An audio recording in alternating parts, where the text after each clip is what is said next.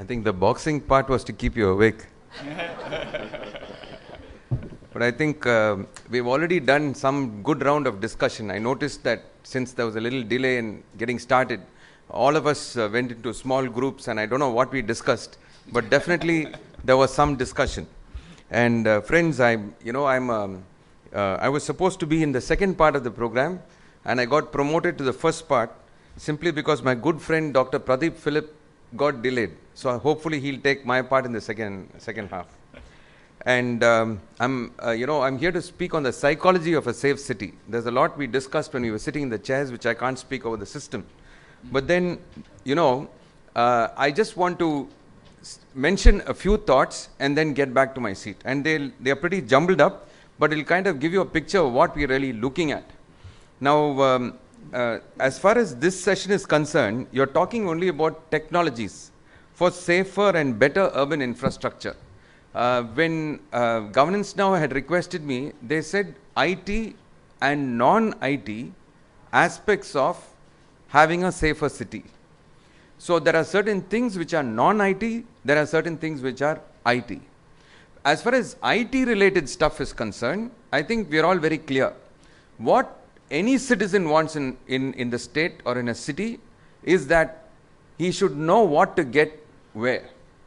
For example, one doctor friend of mine 2 days ago was very flustered because she had moved from Guindy to a place outside the city, and she wanted to cast her vote. She said, I've got this vote and I'm happy to be an Indian, so I've got to vote. She gave me all her logic. So I said, what's the problem? She said, first of all, I don't know how to get this vote moved from Guindy to outside the city. Then I said, but where do you have your vote right now? So she said, it's in Guindy. So I said, why don't you, it's just a couple of weeks away, so just chill, go and cast your vote in Guindy and go back home. What's the distance? Half an hour. But she was, fully energized. So she said, I want to know. Then I had to figure out how to get that information across to her. So first of all, she was not aware that, there is something called www.election.tn.gov.in. Then she was not aware that there was something called an EPIC, the button there, link there, that where you go in and you find out where you are, whether you are there she didn't know whether she was still there in that roster. So after I did all that, then it got her some distance, but of course there was a lot of red tape that she had to do, and I think she hasn't done it, so she might just simply come and cast her vote. But for a citizen, he would like to know he or she would like to know where to get this information. And that information should be available at the click of a button, and it should be easy. And I think any citizen in the current world feels very safe, very secure, if they simply knew where to get it. Now today, if you go into our websites, there are so many websites, there are so many links, you don't know where to go. So if you go into trying to find something today, you won't get there. Okay, you won't get there. But I want to also add a rider to that. In maybe 2 years, maximum of 3 years, you will get there. Are you with me? Because the work for that has begun about 5 years ago. I want to say this.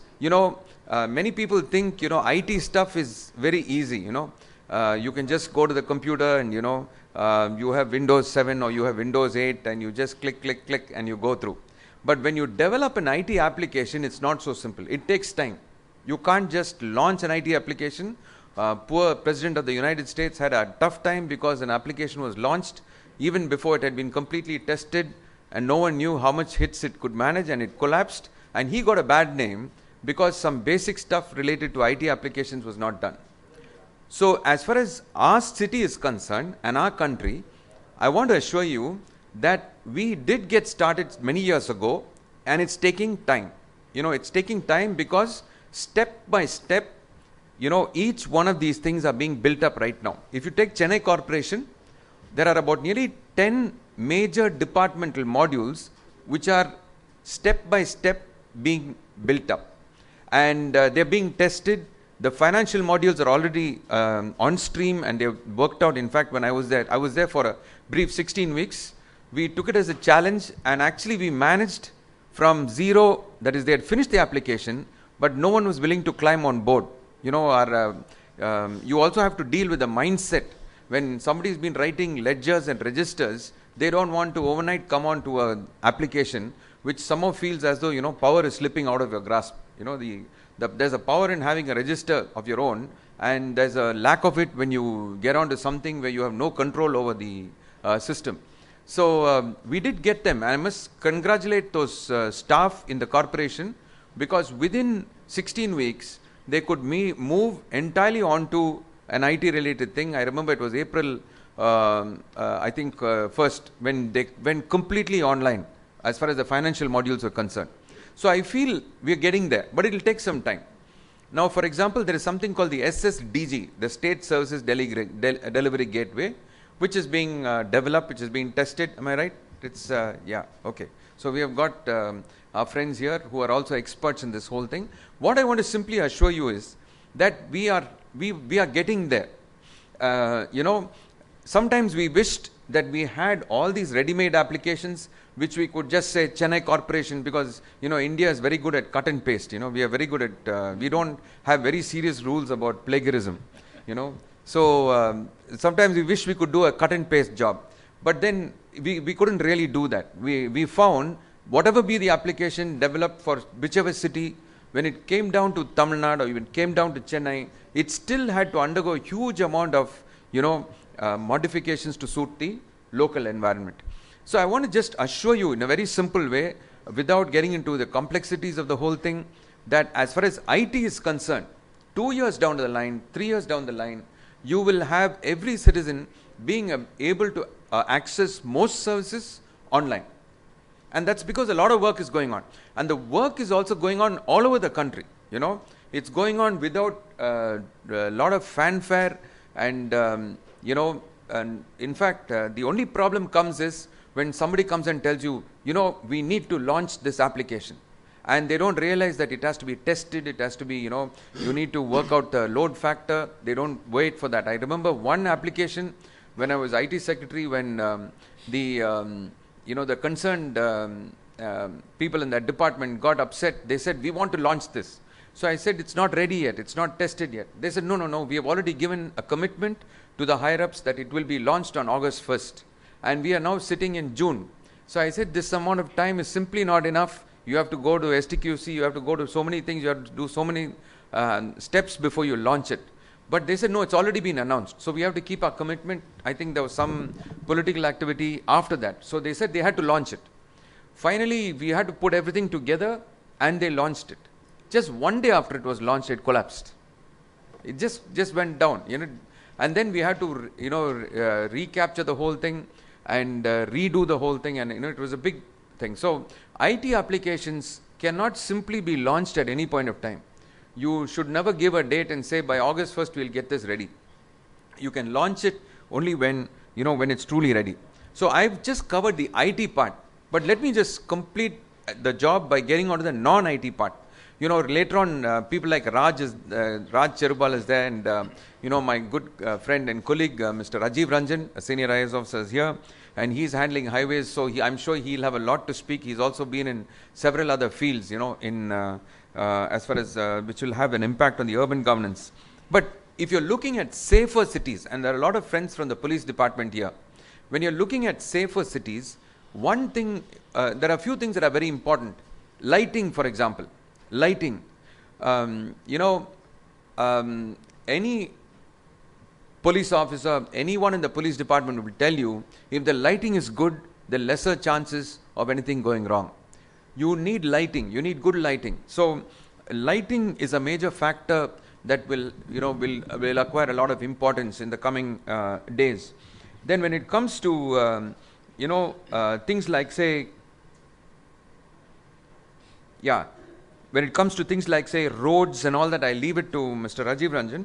But, you know, there's one thing about safety which I can speak here for on behalf of every Chennai citizen and every one of us who are living in the city.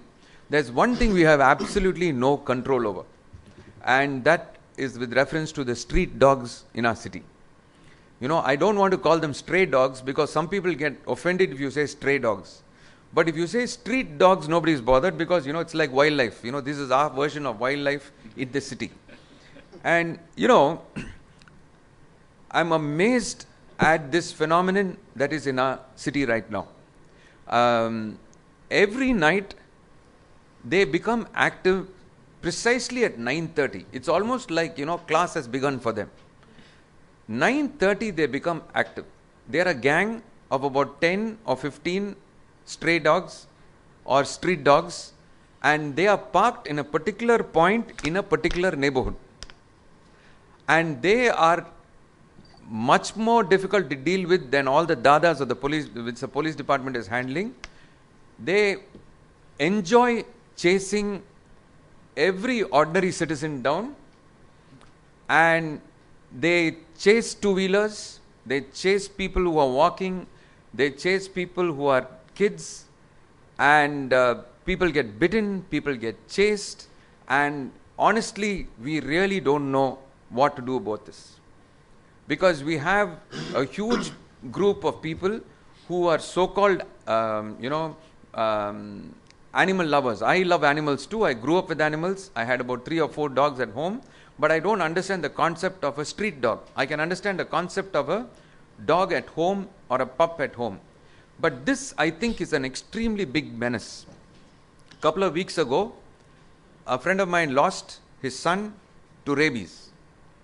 And I'm not saying this for this, because when I was Corporation Commissioner, one of the announcements that, the council adopted was to have, shelters. But then they tell me that there's a court ruling about these dog shelters. And, the ruling, I think there's, Sir, you konjam disturbance pandringa, sir. Yeah. Okay. I think I got my point across. Now listen to me. Okay. So, this, whenever you talk to friends who believe very strongly in stray dogs, this is what they tell you. They tell you the rules in this country, and what the Supreme Court has dictated is that you can pick up a street dog, you must take it, you must vaccinate it, you must sterilize it, then you must release it in the same place that you picked it up from. Now that's romantic, believe me, that you should, it's really romantic, because it means that dog will not reproduce itself. It's incapable of reproduction once it has been sterilized, obviously, that any idiot will tell you that. But the vaccination part, everyone tells you that if a dog licks you, and I myself have been a person who has had to recently get myself, go in for those 3 shots simply because one of the street dogs came charging, 10 of them came charging, and one fellow landed up licking me. Now I had to go and get myself poked. Then I found that every hospital worth its name is stocked with anti-rabies vaccine and is giving it. Hundreds of people are getting it. Hundreds of people are getting it. I was in health department as special secretary for 2 years, and I've gone to all the secondary care hospitals. I've gone to all the secondary care hospitals in the state. It's amazing to see the number of people at the OP for anti-rabies vaccine. Now, all the newspaper articles will tell you that if a dog licks you, a dog bites you. If a dog licks you, you take 3 pokes. If a dog bites you, you take 5 pokes. Then they will tell you, you are immune for 1 year. You are immune for 1 full year, which means after 1 year you've lost that immunity. They also tell you excitedly that a dog is safe once it has been inoculated, or once it has been vaccinated, whatever you want to say.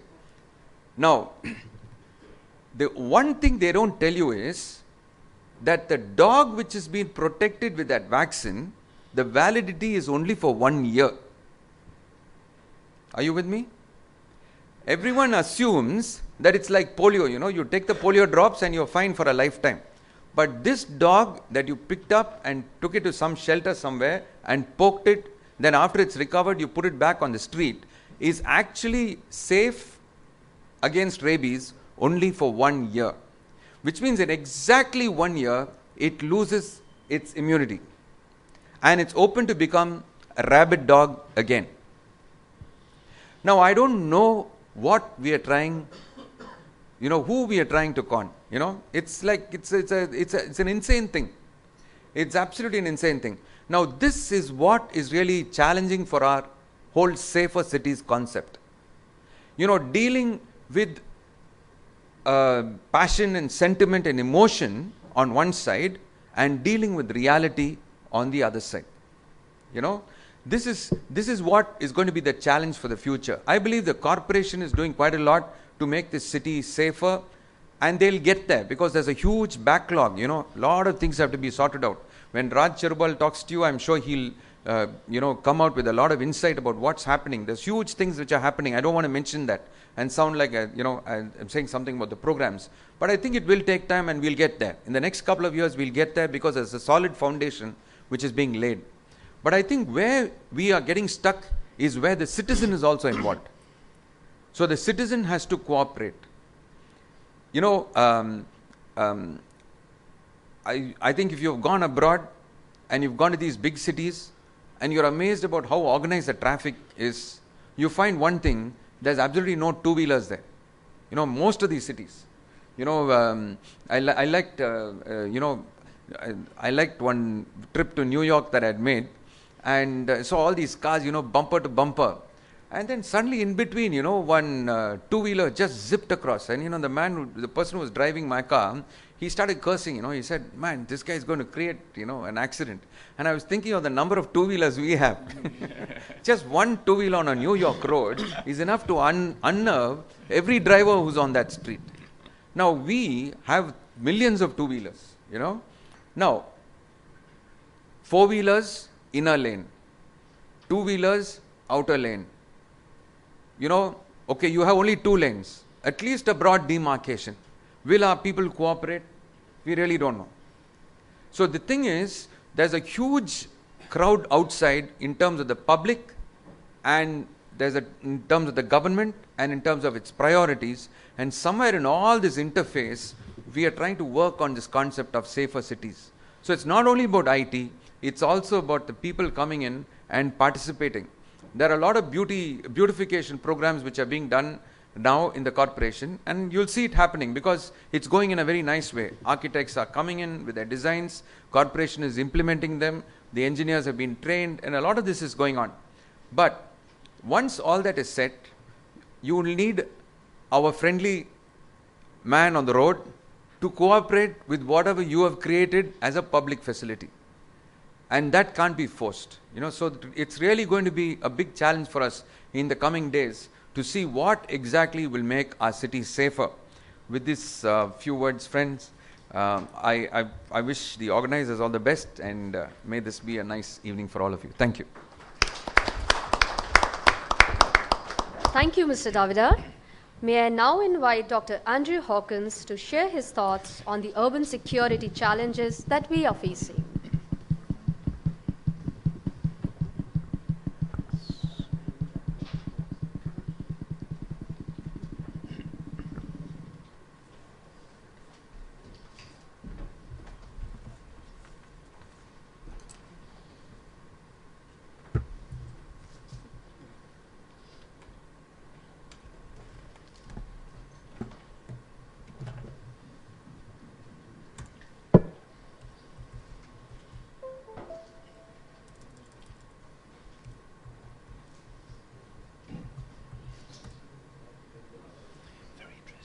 Yeah.